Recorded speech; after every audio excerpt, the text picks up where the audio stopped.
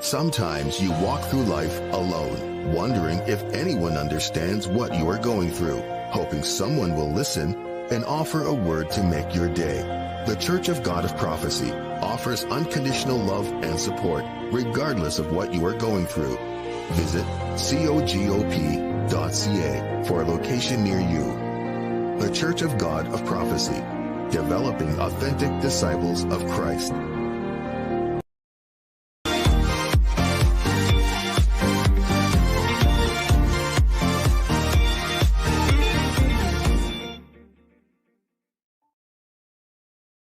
To another segment of Let's Talk. I'm your host, Woodroe Thompson. My guest today is the lead pastor of Destiny Gospel Center, and he's also a district overseer for the Markham and Scarborough District of Churches. He's the chairperson for the Canadian Black Clergies and Allies.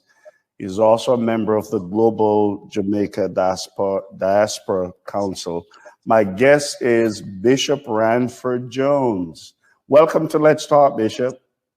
Thank you, Bishop. I am delighted and happy to be here with you. Yes. How are you doing? I am doing fine. How are you coping during the COVID-19 situation here? Well, we're doing well. As you notice, we have entered another provincial stay-at-home order. How are you and your family navigating your way through this? Well, thank God, we're navigating through it all right. We are so grateful that my family is well. That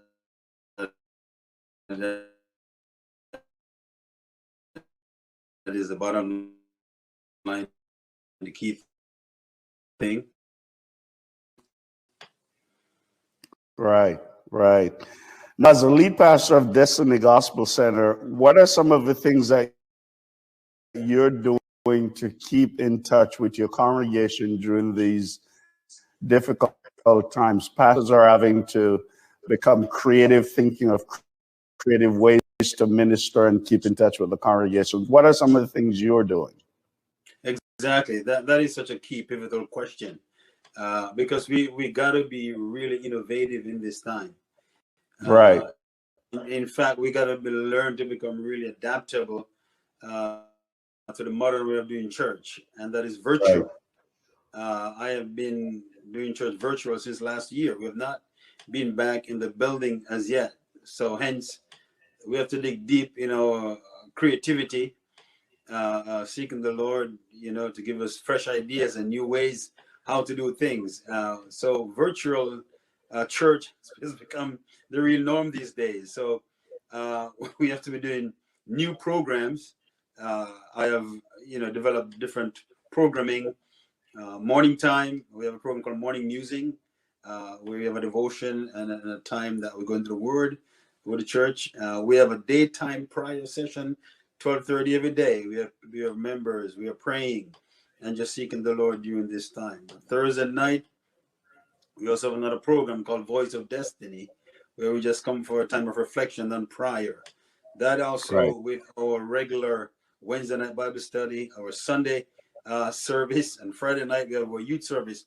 So we try to keep ourselves really occupied purposefully, not just occupied just to occupy space, but we got to bring programming so that our people can be encouraged, because people get weary in this virtual space.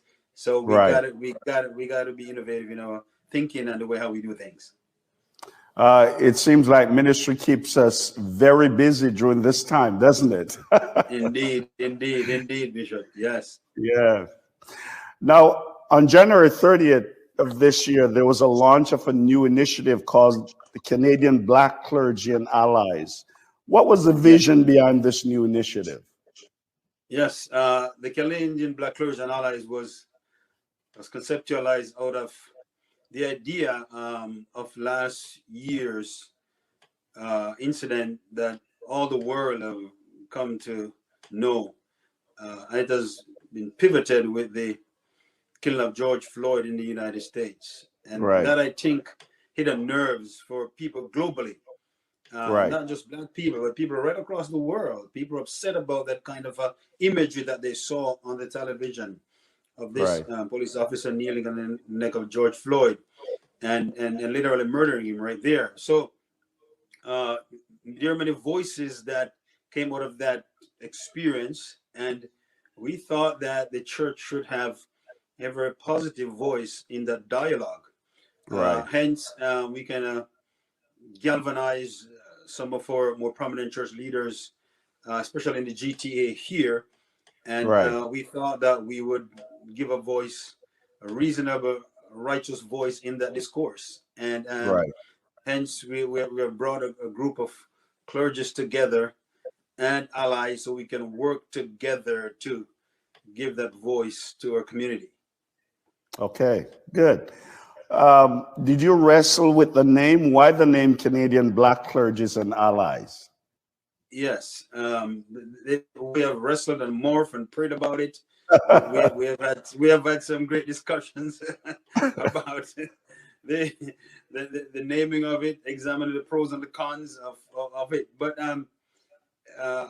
we believe that because the house that was on fire, was the house of the black folks. Amen. Our house was on fire.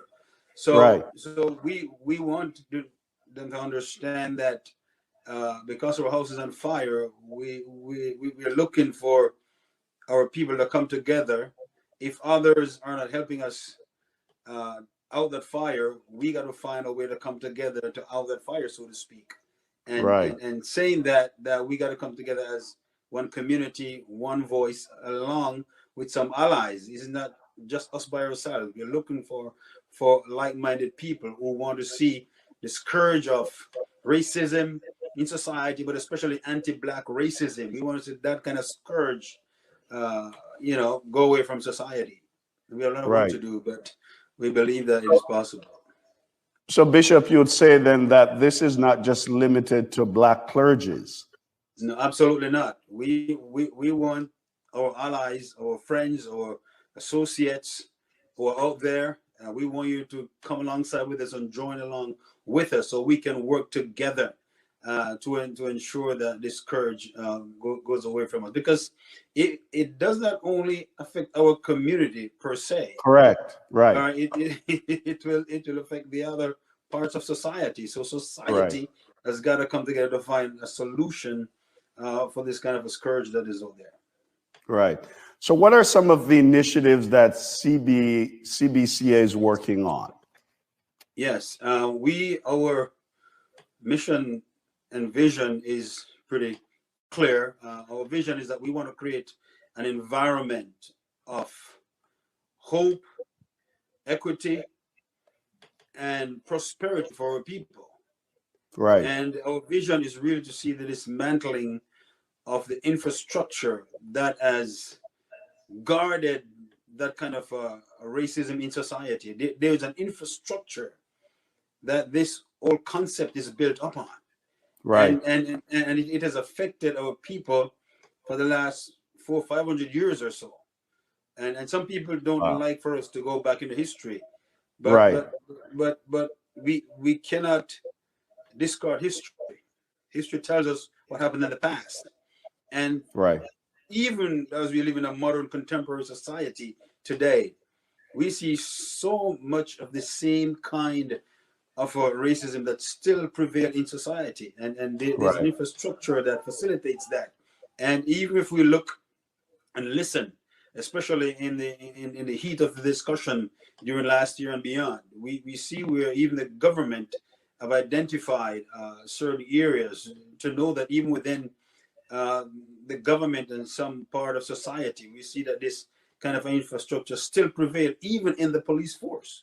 Those who are sworn to protect us. There's an infrastructure that facilitates that. And we want to see this kind of infrastructure be absolutely dismantled, so everybody can have a fair and equitable society to live in as people. Now, you just mentioned that racism has been identified even by the government. And some people in Canada will point to the US and say, well, it's evident that racism is something that they have to deal with in the US, but not in Canada. I've heard people say that. Why do you think some people still discount the fact that there's racism right here in this country? Yeah, some people, that's a fallacy. Some people will have that kind of understanding, but until you have sat or walked in the place of a Black person who have been discriminated against, who have been prejudiced against, who have been biased against, and who have been brutally affected even by the police system, you can make that false assumption.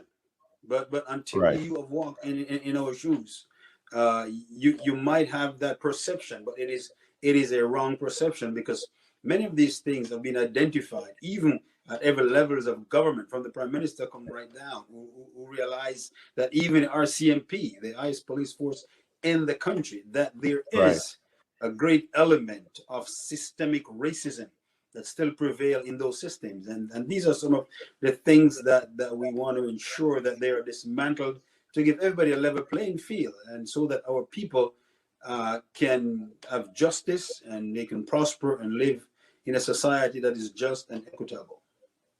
Now, I know we use the phrase systemic racism. We talk about, looking at the police force. There are people who talk about dismantling the police force. Of course, we also have Black Lives Matter, that is a movement, or several movements, actually. I'm understanding now it's not just one movement. But what do we mean when we mention the word systemic racism? What do we mean by that?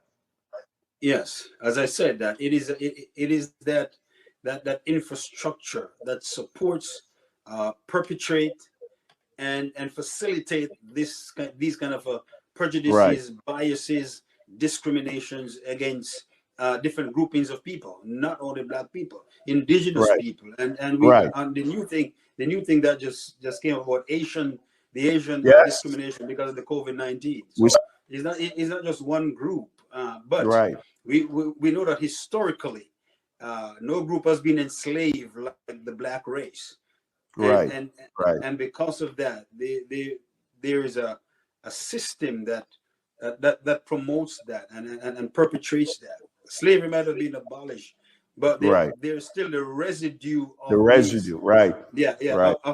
of these systemic biases that still prevail in society, whether you are in the government, in the private sector, even in some churches.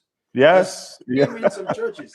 Some churches that is still sad. have these kind of systemic structure that they work with, and it is sad. It is ungodly, and these things must be dismantled in society. Well, Bishop Jones, we're going to continue the conversation. We're just going to take a quick break. Please stay with us. We'll be right back after this break. Thank you. Sometimes you walk through life alone, wondering if anyone understands what you are going through, hoping someone will listen and offer a word to make your day. The Church of God of Prophecy offers unconditional love and support, regardless of what you are going through. Visit cogop.ca for a location near you. The Church of God of Prophecy, developing authentic disciples of Christ. On the Let's Talk television program, we share solutions to real-life problems with real people, showing how faith guides everyone through the storms of life. We talk about tough issues that affect all generations. Our conversations help you learn, grow, and lead.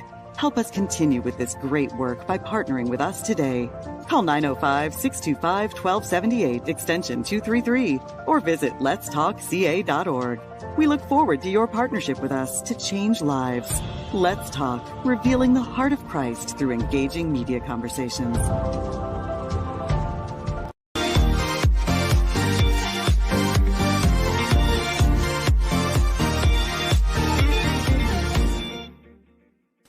Welcome back to Let's Talk. I'm your host, Woodroe Thompson, and I'm speaking with Bishop Ransford Jones, who is the chairperson for the Canadian Black Clergies and Allies. And we're having a fascinating discussion about systemic racism, and the Canadian Black Clergies and Allies are looking at different ways in which they can approach this problem that we have had for many years, and that has impacted various companies. Now, Bishop Jones, before we went to the break, I mentioned during this time we hear a lot of talk about this defunding the police. We hear a lot about Black Lives Matter.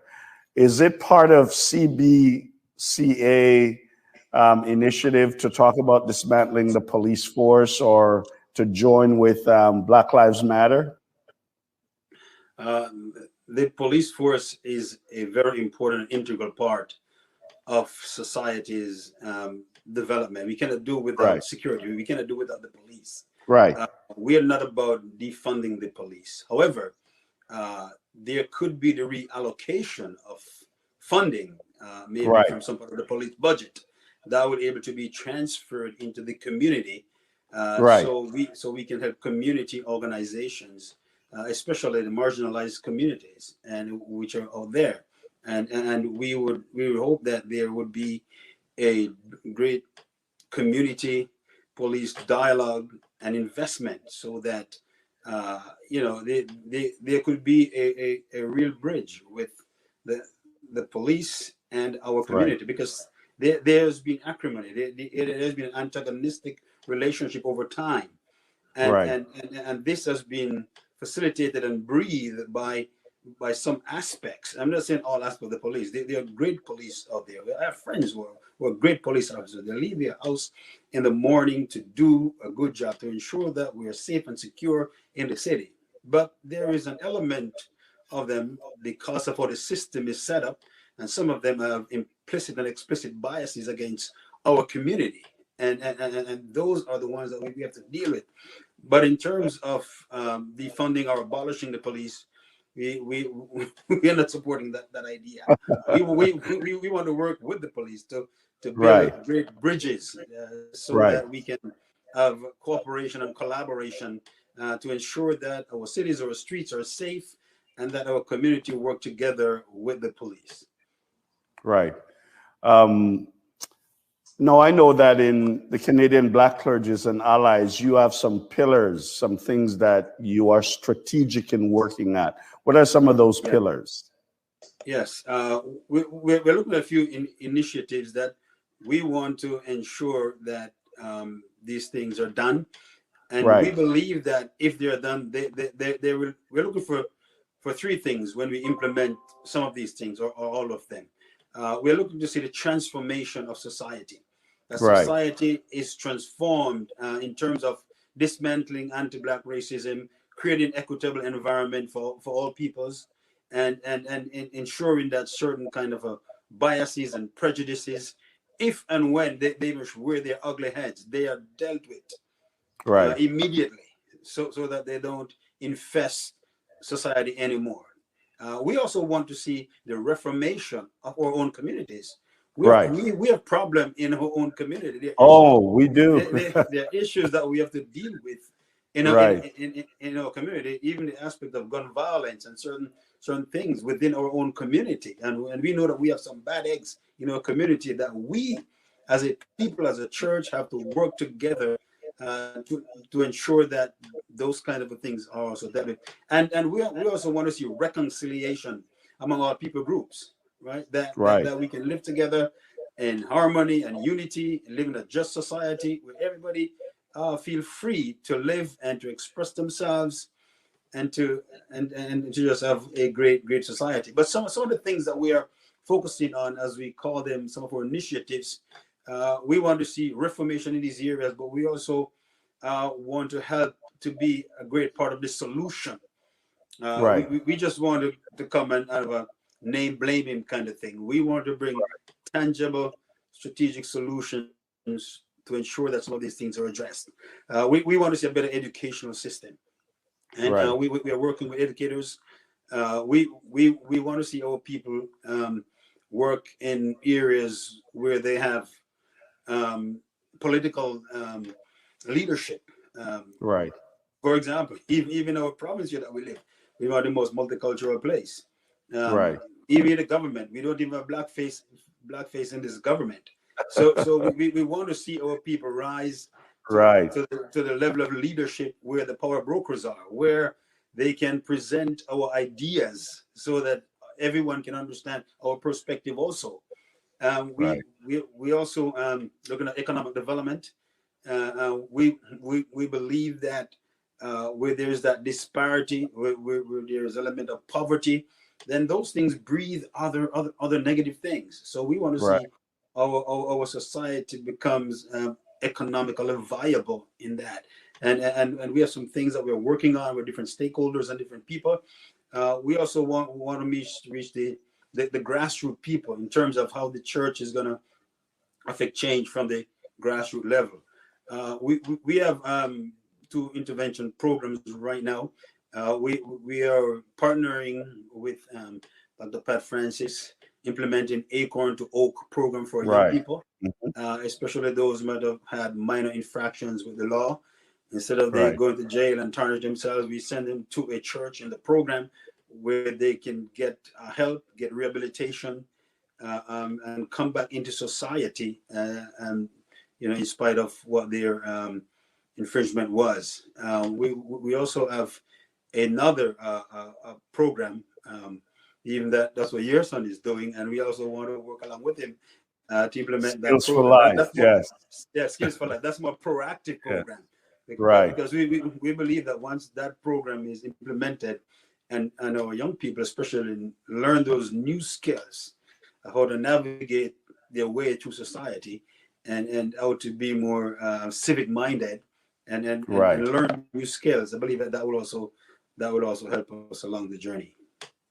Well, Bishop Jones, you and I are pastors, and I can just hear some folks watching and listening to us, and they would say, you guys are called to preach the gospel. Why are you deviating? And they would seem to want to tell us we don't have a biblical mandate to take on systemic anti-Black racism. What would be your response to them? Yes, some people don't believe that the church should involve in these kind of social issues, but you can find a more radical preacher than Jesus, and he said that I have come to heal the brokenhearted, to give back sight to the blind, set at liberty them that are bruised. Our society has been so bruised over the last little while that we who are preachers of the gospel must help to bring healing to people, not only spiritual healing, but Jesus said that I came that you might have life and have it more abundantly. So Jesus was concerned about the life that we live here and now, but he also gives us eternal life in the future. But he was very much concerned about the life that we live now, and wherever there is injustice for any people group at all, I believe that the church must have a voice to correct those injustices. If Martin Luther King Jr. did not stand up against injustice, we men wouldn't have this platform today to even be on. That's true. Yeah. And so we can take a look and examine that great man, how he literally gave his life to ensure that there was change in society, in the social structure, and to ensure that these what you call them atrocities and sinful things, inhumane, they are against the vein of Christianity, and he stood up for that. And we in this modern contemporary society, I believe that this burden of responsibility has been trusted upon us, and we cannot just be insulated in the four corners of our churches and say that let Right. somebody else deal with that problem. No, I Right. believe that the church must be a voice crying out in the wilderness, crying out in the streets, crying out in society, giving a reasonable and righteous perspective and how we can help to bring solution to these issues which are out there. Yeah. So, Bishop, how can churches be practical in getting involved in CBCA? What are some of the practical Yes. things they can do? Yes. First of all, you can visit our website at Right. cbcablack2020.ca, Right. and we want as many pastors and believers to be a part of this movement. It Right. is a movement that is there to work along with churches and groups. We have many allies who have come alongside us. They want to work with us. We have community groups from different cultures, from Right. different parts of society. So that let's work together to ensure that we have a just and equitable society, Right. and whatever these issues are, we can work together to find tangible solutions to ensure that there is justice, there's equity within society, and Right. we want to work with the government, we want to work with the police, we want to work with all stakeholders so that we can find these solutions, so we can live together harmoniously as a people. Right. Now, what can some of our viewers do, not only the church, but viewers, folks who are just Yes. watching and say, this sounds interesting. How can they support CBCA? Oh yes, as I said, the first thing, like, they can go to the website. There's a page there that you can sign up on. Okay. You can fill Good. up the form there on the website and put your information in and let us know that you want to be a part of this. You're interested in working along with us, and for certainly we are building the whole structure and the whole framework of this, and it is expanding not only in the GTA, it is going across Canada, and we want everyone to come on board. Believers, we are calling you pastors, preachers, teachers, apostles, prophets, evangelists, wherever you are, the believers. We want you Right. to come alongside with us. And as I said, not only from our community, but we have allies in all the culture. And we have an event coming up on the 18th of April where we're going to have a COVID-19 memorial service for everybody, and we have Right. a variety of different speakers and presenters will be on it from all different culture. So we want everybody to join in with us on that also. Now that CBCA's final launch, apart from that event that you just mentioned, what are some of the things that they're working at? Yes, as I said earlier on, we are pushing those initiatives that we mentioned before. That we're working with all those initiatives, Right. but we have two events coming up, which is the one that I just mentioned, and we also will be having a remembrance service around the May the 23rd. That May the 25th was. Last year was incident with George Floyd, and Right. we want to also bring a remembrance service around that on the 23rd of May. Information will be on the website, but we also want everyone to get engaged and get involved in that, because when we know that over the course of last year there have been many voices marching, Yes. protesting, and discussions about the whole issue of anti-Black racism. We do not want this to die. We want this. We want us to stay alive. So people must realize and recognize that we're going to hold society responsible. That the changes that has been proposed, even by the government, that we're holding them responsible and accountable to ensure that these changes are made, so we can see the tangible changes in society for the betterment of everybody, but for the betterment of our people, because our house is the one that has been burning on fire for a long time, and we need to help make sure that the fire is out from our houses. Yeah. Well, Bishop Jones, it's been a pleasure having you here and Let's Talk. Thank you for the information you've shared. And I just pray God's blessing on you and the initiatives that you're working on. God bless you. Thank you very much, Bishop. It was a pleasure being here with you. Thanks again for the opportunity. And God bless you on your program also. Let's Talk. Thank God you. bless. Thank you. Thank you. Well, that's all the time that we have for Let's Talk. We'd like to remind you again that you can find us on YouTube. And I'd like to ask that when you go to the YouTube channel that you'll subscribe, you will like the program if you like it. You'll also share with us some comments. We'd love to hear from you. You can also find us on our website, letstalkca.org. You can also find us on our administrative website, which is cogop.ca. You can find us on Facebook as well. And like I said, would love to hear from you. So please let us hear your thoughts as to how you've been enjoying the show. And would like to remind you to keep praying for us. You have heard Bishop Jones share with us from the Canadian Black Clergies and Allies, and there's some upcoming events. Would like for you to join us. We're trying to do our part in making sure that we address systemic anti-Black racism among us and racism in different communities, not only the Black community. I think as a church and as ministers and Christians, we're called to address inequality and injustices wherever we see it. The Bible talks about a God who is a God of justice. And so as Christians, we're called to address those things. So I'd like for you to join us, partner with us, and help us to fight this good fight. I want to thank you again for joining us. God bless you. Let's keep talking, and we'll see you next time. God bless. On the Let's Talk television program, we share solutions to real-life problems with real people, showing how faith guides everyone through the storms of life. We talk about tough issues that affect all generations. Our conversations help you learn, grow, and lead. Help us continue with this great work by partnering with us today. Call 905-625-1278, extension 233, or visit letstalkca.org. We look forward to your partnership with us to change lives. Let's Talk, revealing the heart of Christ through engaging media conversations.